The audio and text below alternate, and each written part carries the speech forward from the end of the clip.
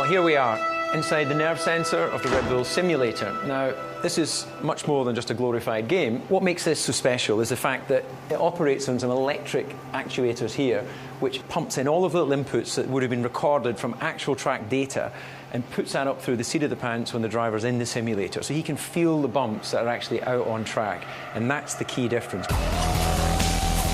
With the lack of testing now, we have to use tools like the simulator to give ourselves the edge on other teams. We use it for if we want to test out a new mechanical part or a new aerodynamical part, we'll model the components and then we'll put them into our simulator, get a driver on board, get the feedback, get the data.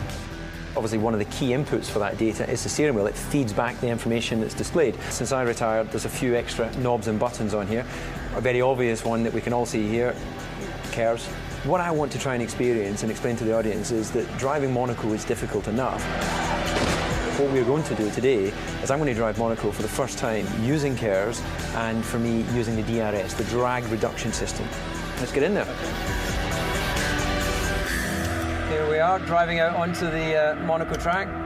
Oh, I've got goosebumps. Should we go for a start then? We're now going to set ourselves up for a race start. Okay, can we try, we can start, we're doing 3 burnouts. 1 burnout, 2 burnouts, 3 burnouts. Oh, it's a bit lively. Bite point find. Okay, we push the bite point find there. That sets the clutch position for the start. Clutch 4. And then I go to clutch 4, which is this switch here, okay. Engine 2 and mix 5. Engine 2 and mix 5. Engine 2 and mixture 5. Doing all that whilst positioning yourself at the front of the grid, looking out for the lights. It's a double clutch start. It's a standard start procedure. So one clutch will be fully depressed against the back of the steering wheel. Second clutch will be in a position that the driver's predetermined. You'll then bring up your RPM. You'll be watching the lights. That first one goes out, hold the second one, and then release the second clutch, and then down to the first corner. Hey, I think that wasn't too bad. Back to engine 6 and mix 6. And, oh, now that's where it gets difficult, because there I am. I've been given a call by the engineer to go back to engine 6, mix 6. Now, how do you do that? Well, avoiding hitting Armco barriers at 100 miles an hour. I've managed to do the engine as we go down to Mirabel. Oh, I've pulled the clutch in rather than the gear. All right, and I've done my mixture as well. All of this while watching your mirrors, making sure that someone's not attacking you down the inside. Use the KERS. Use the KERS. Don't forget our KERS, of course. There I'm deploying KERS. Oh, I've made the mistake of leaving it latched on.